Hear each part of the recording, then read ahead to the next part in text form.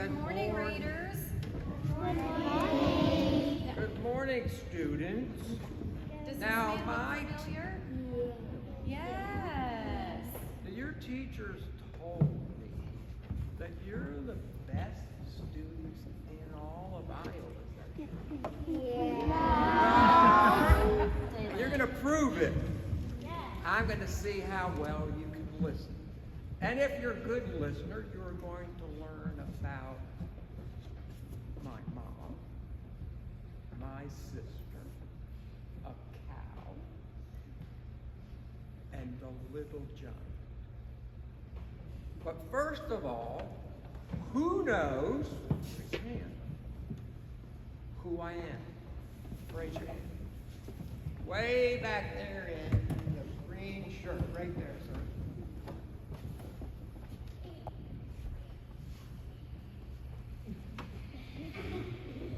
You forgot.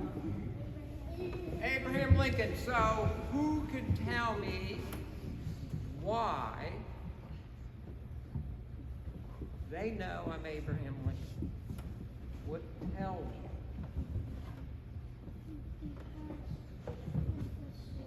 All right, I have a black suit. Yes. I'm on a penny. I have a hat. There's something else about Abe. Does Abe Lincoln have? Yes, in the orange shirt. The bow tie. A bow tie.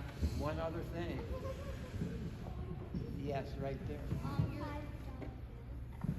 Yeah, I'm on a $5 bill, but what else about my face?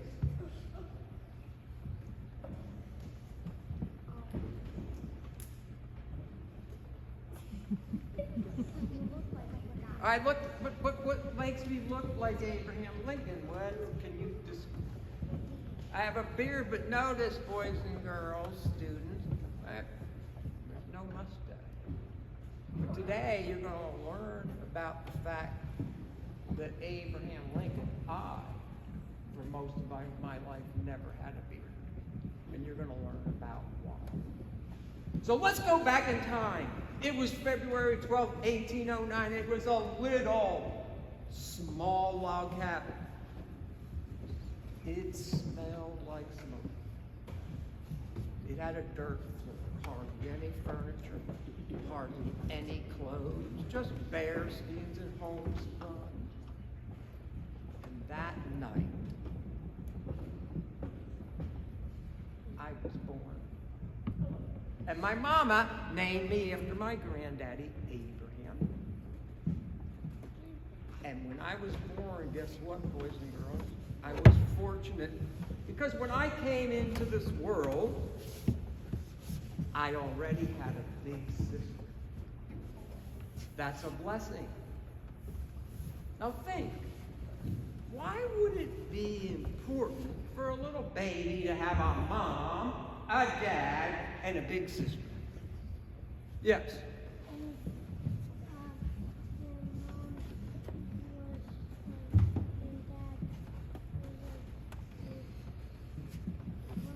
That's right. Mom and Dad might be working, and then my sister would take care of me. Now, boys and girls, I love my sister. And my sister's name was Sarah. Can you say Sarah? Sarah! Now,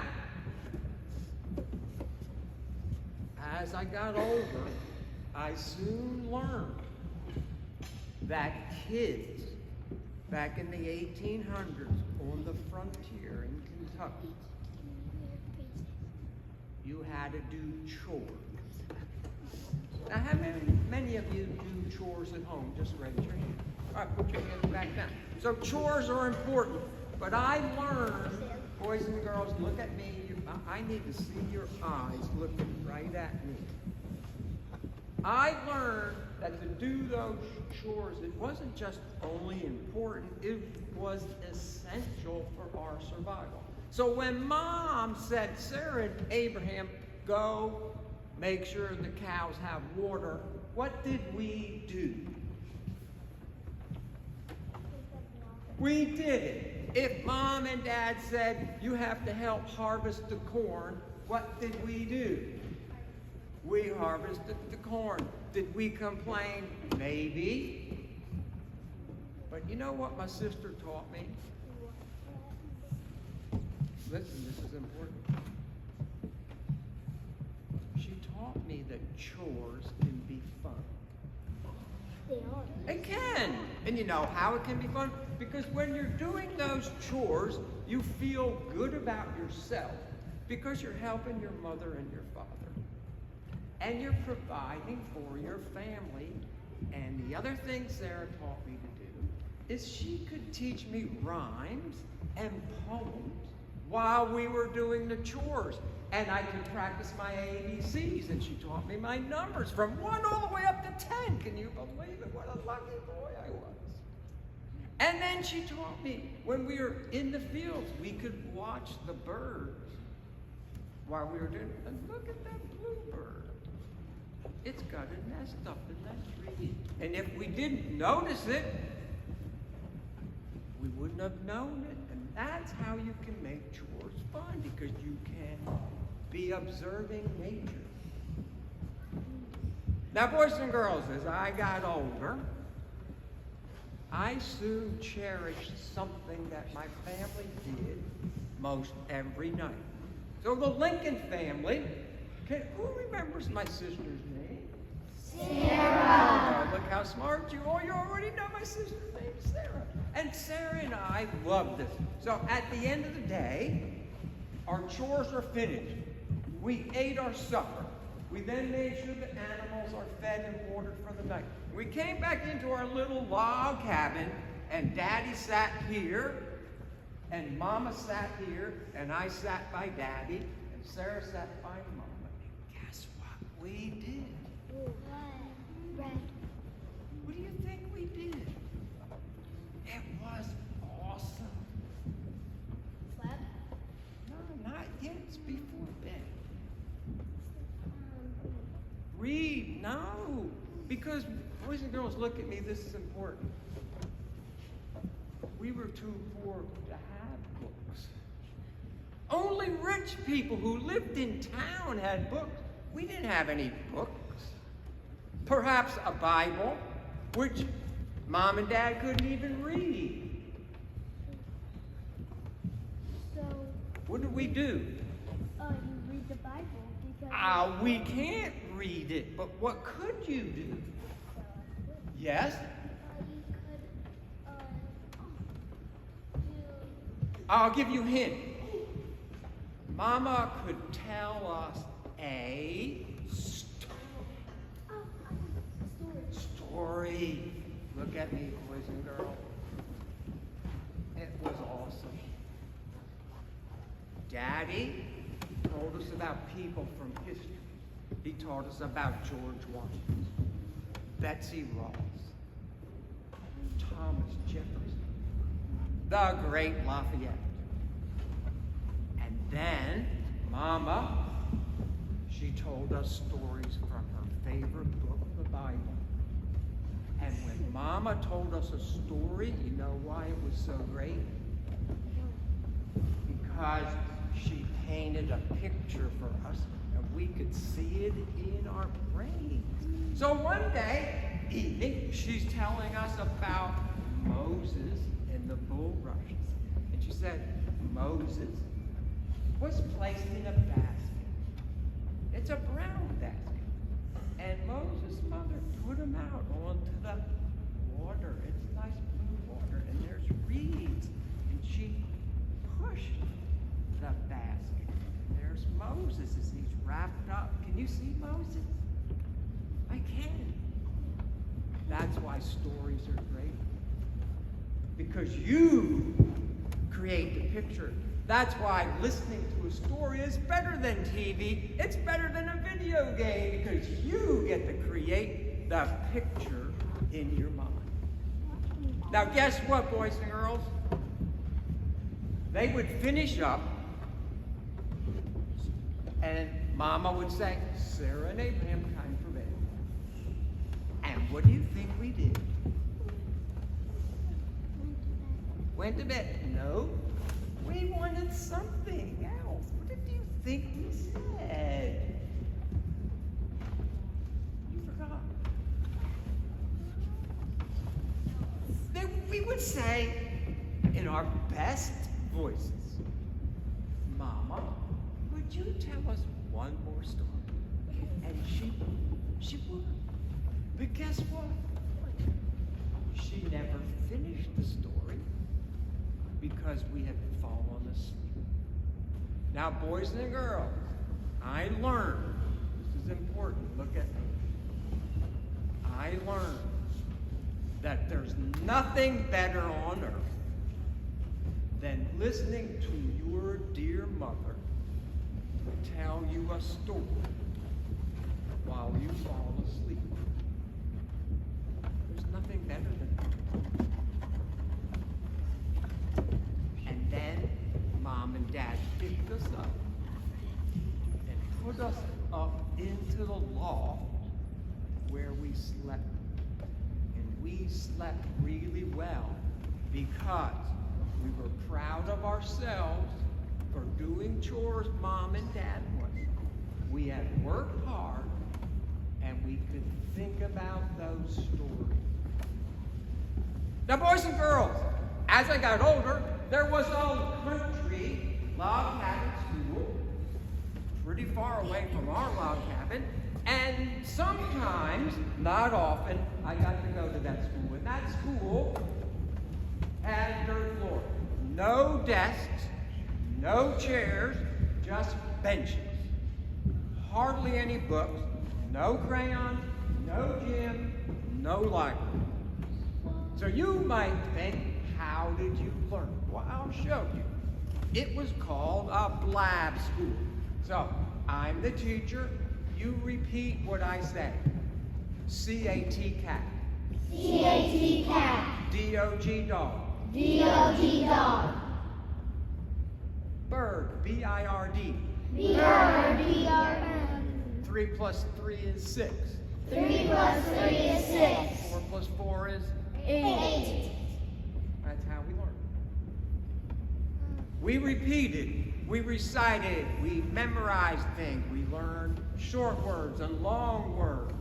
Now, truth be told, in the 1800s, in the frontier of America, Kentucky, Iowa, Ohio, most daddies did not want their boys to go to school that much because they needed to be home learning how to be farmers, how to chop down trees and make logs and fences, how to take care of horses, how to take care of cows, how to plow in a straight line, how to know when to hoe, how to know when to harvest, how to find honey, how to find berries in the summer, how to find grapes in the fall, how to find black walnuts.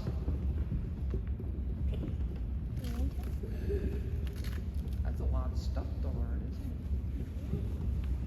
isn't it? It is. That's why I hardly ever got to go to school. But when I was at school, what do you think my favorite subject was? Now think, you already know the answer. If I love to listen to stories, what do you think my favorite subject would be? Reading, that's right. And I soon found out, boys and girls, that the things I wanted to learn were found in books. And if I had a book, I cherished that book. I loved the book because we were poor. Hardly anybody had a book. And if we did have books, we shared them. Got it? Now, when I was 7 years old, something awful happened to my family. Look up here. It was awful. You see, a man came to our house and he said to my daddy's name was Thomas, he said, Thomas, I'm sorry to have to tell you this, but this land you bought, you really don't have title to it. The person who sold it to you owes me a lot of money, and I had a lien on this land, so guess what? You can't live here anymore. And there was something else about Kentucky that my mom and dad did not like. In Kentucky at that time, you were allowed to enslave other people. You could make people work for you and not pay them. Is that fair? No. And you could beat them if you wanted to. Is that fair? No. No. And my mom and daddy did not believe in owning slaves, and they said, enough, let's get out of Kentucky. My daddy had an idea, let's move to Indiana. Wouldn't that be good?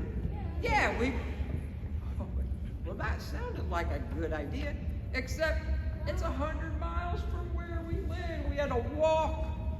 And we got to the Ohio River, and we had to wait for a man who had a big raft, and he got us across it. And we got to Indiana, and we kept walking, and we got to a place that my daddy was going to be where we lived.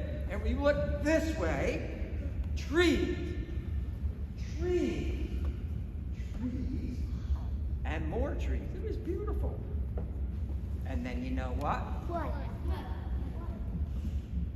Sarah came over here and looked. Daddy, I think those are fox tracks. And then I looked over here. Oh my goodness. Those look like bobcat tracks. And then I said to Mama, Mama, where are we going to live? There was no log cabins. And for 8 or 9 months, we lived in a lean-to. A lean-to is a building that has 3 sides. Count them with me. 1, 2, 3. And a roof made out of pine branches. We lived like that for almost 9 months. My mama was not happy. In the wintertime, you were cold. In the summertime, you were hot. If there were bugs out, there would be bugs in your little lean-to.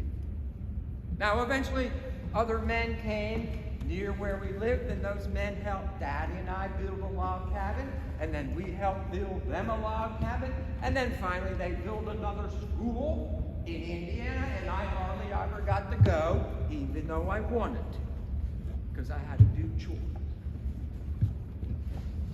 Now, one spring, boys and girls, look up here. I have a question for you. We were fortunate because we had a cow.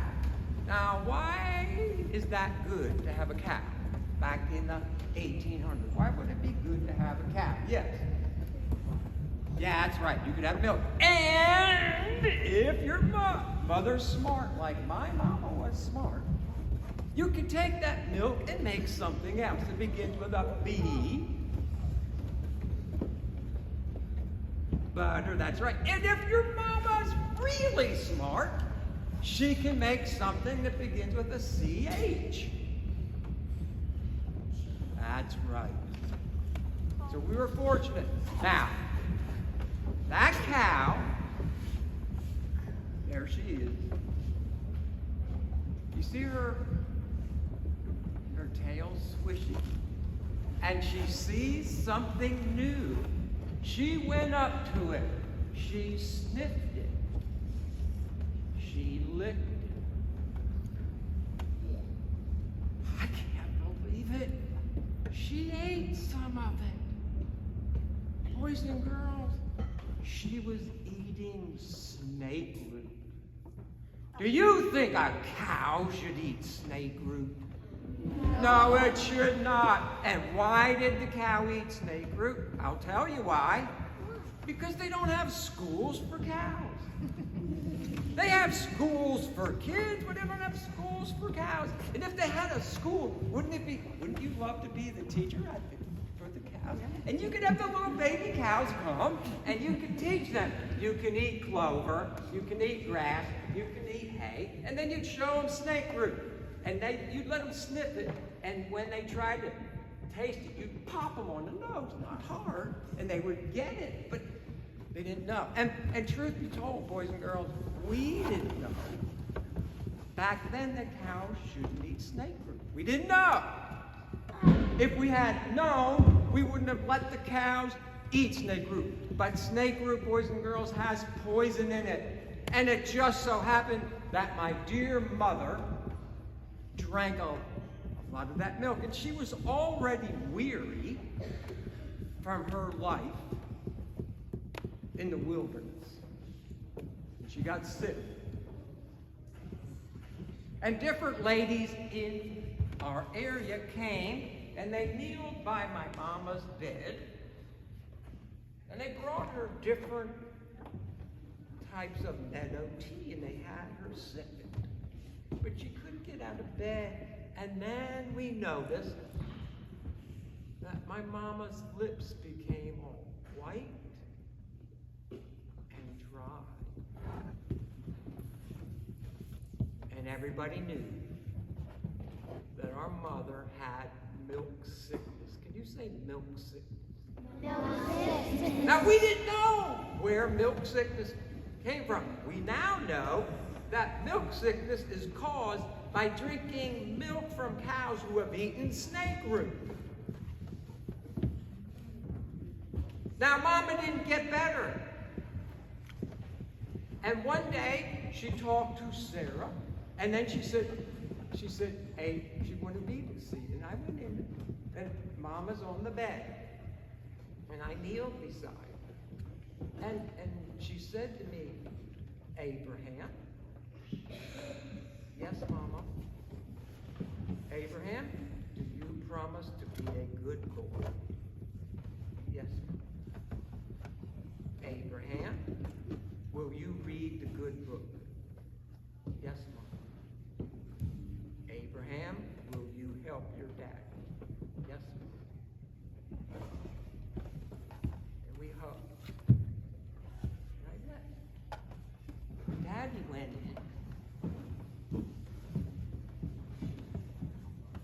And a while later, I heard something coming from that cabin.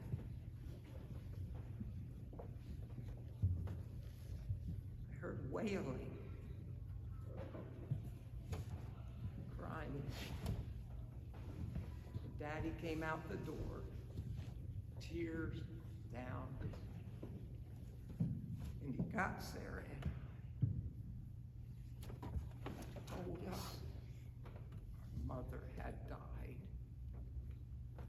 The mother who brought us into the world. The mother who told us stories from her favorite book. The mother who was proud of us when we did our chores. The mother who encouraged me to read as much as I could. That mother was gone. Is that fair? It's life. And boys and girls, Daddy left us grieve for a little bit, and then he said to us, Abraham, Sarah, we have work to do. The animals need us. The crops need us. We did not have time to take a break. And on top of that, Daddy and I had to build the coffin. And then Daddy and I had to go to the hill, dig a hole, put my dear mother in that hole, and we didn't even have a preacher come. My daddy had to say, ashes to ashes, dust to dust, set up verse from Psalms. We covered our mother up, and we marked her final resting place with a wooden cross. We didn't even have enough money to put a monument. And we got back to work. Now, after that, boys and girls, who has a lot of chores to do at my house? A lot. Double the work. Who has double the work? Think, before you raise your hand, which child has double the work? Abraham or Sarah? Abraham. Not Abraham. Sarah. Sarah, and here's why. In the 1800s, men and boys had certain jobs, women and girls had certain jobs. That's the way it was. I'm not saying it's better, I'm just saying that's what it was. And poor Sarah, she wants to go to school. She can't because the weight of the Lincoln family is now on her shoulders. Is that fair? No. But it's life. About 9 months later, you know what my daddy did? He left Sarah and I in Indiana by ourselves. He had another family watch over us, and he went back to Kentucky. And he knew a lady who had just become a widow. A widow is a lady who lost her husband, and my daddy had an idea. So he got back to Kentucky and he went up to that door. And that lady opened the door and she said, "Thomas, I haven't seen you in a long time." And my daddy said to her, "I don't have time to waste. You need a husband, I need a wife, let's get married." And you know what she said? "I got debts. I got debts." So my daddy had to figure out how to get all those debts paid, and then she and my daddy got married, and they came back to Indiana. But Sarah and I didn't know. We didn't know when they were coming back, but each day when we were doing chores, we would look south, wonder if Daddy's coming back today. And one day we heard a wagon, and then the horses. And then Sarah, she was looking, she was on her tippy toe. She said, "Abraham, I think that's Daddy coming." And then I stood up, because I was really tall, and I said, "Sarah, you're right. And who's that lady?" And Sarah said, "Who are those three kids?" And that wagon got to our house. You know what that lady did? What? She got off that wagon, and she saw Sarah and I. She was heartbroken. She was. Because she knew we needed a mom. And we were dirty. We were smelling. We had dirt around our necks. We had dirt under our fingernails. We had dirt behind our ears. We probably had dirt between our toes. And that lady, you know what she did? She hugged us. And from that second forward, we were her children. And I came to love her very much. And then she introduced us to our new brothers and sisters, the Lincolns. Now have 5 kids in a little log cabin. And then she said to my daddy, "Thomas, you did not tell me about this." She was hot. And guess what happened the next morning? Daddy got all the other guys from the neighborhood, and I and my new brothers, we started building a bigger log cabin. And this time, Miss Teresa, we had a real wooden floor. We were in high cotton. Woohoo! Yeah, that's right. And then she even had Daddy make real beds. What in the world's going on? I guess I know who the boss is now.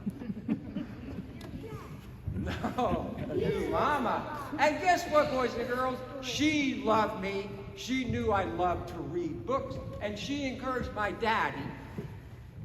She would say, "Thomas, Abraham works hard.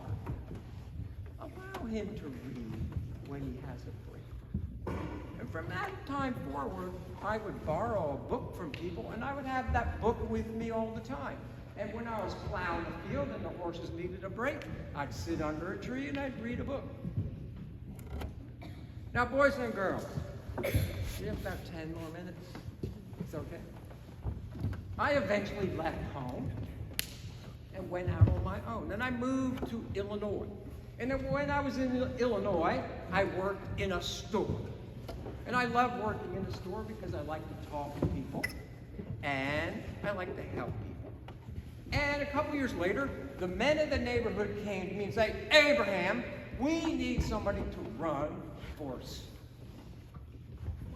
representative for state government, and we want you to run for election." I said, "Oh, that would be good. I would like that." And so I gave speeches. I shook hands. I held cute baby. And all the men of the neighborhood voted. And guess who won? You. The other guy. Can you believe it? Did I give up? No. I did not, because my mama taught me never to give up. My new mama taught me to never give up. 2 years later, there was another election. I gave bitter speeches. I shook four hands. Vote for Abe Lincoln. And if that lady had a baby, I would say, that's the cutest baby in all of Illinois.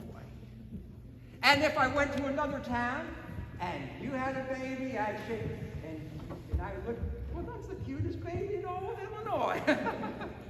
And you know what happened? Those ladies said to their husbands, you ought to vote for Abraham Lincoln. Guess who won? You. Abraham Lincoln. Woo! And I went to the state capital of Illinois and I started making laws for the people. And lots of people liked what I did. And then I taught myself how to be a lawyer by reading books. Did you get that? By reading books. Boys and girls, I saw something at your school today that made my eyeballs get as big as silver dollars. I looked in there. Holy smoke, there's a whole lot of books in there. You can sign them out, can't you? Wow, you're blessed. In my mind, when I was little, if I had a library like that, I would think I'm in book heaven. So boys and girls, when your kind teachers tell you to learn how to read or do math, you should be just like Abraham Lincoln and value your time and do what they say.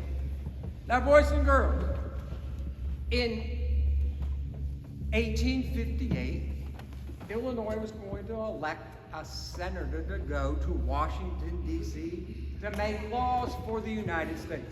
And the Republicans nominated me, Abraham Lincoln, to run for Senate.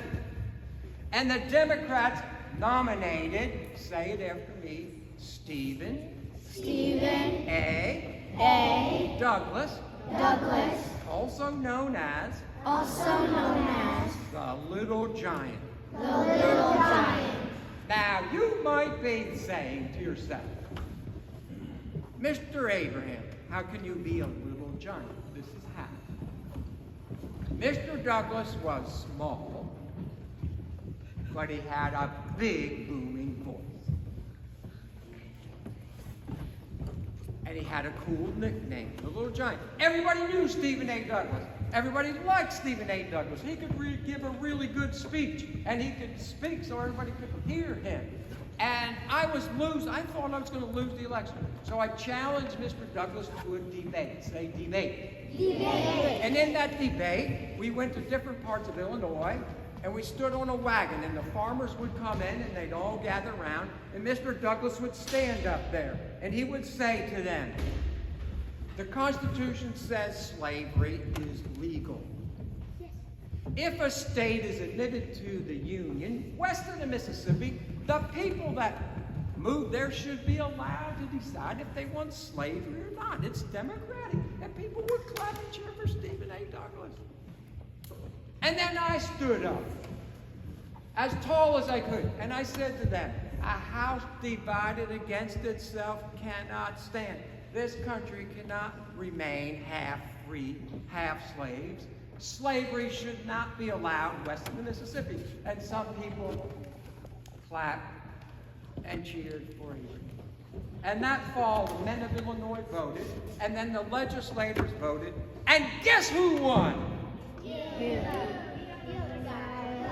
A. Douglas. Is that fair? No. It's not. Did I give up? No.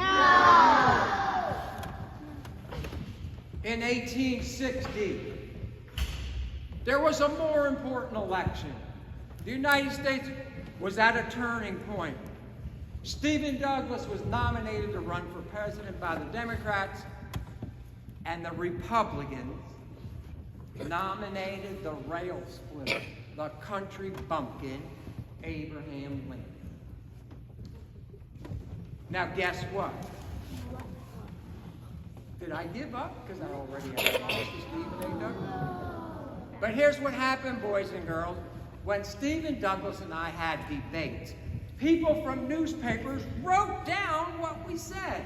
And they published what we said in newspapers in New York, Philadelphia, Columbus, Ohio, Chicago, Illinois, Boston, Massachusetts, and even Erie, Pennsylvania. And those people are sitting at home, and there's, well, who's this Abe Lincoln guy? I've never heard of him.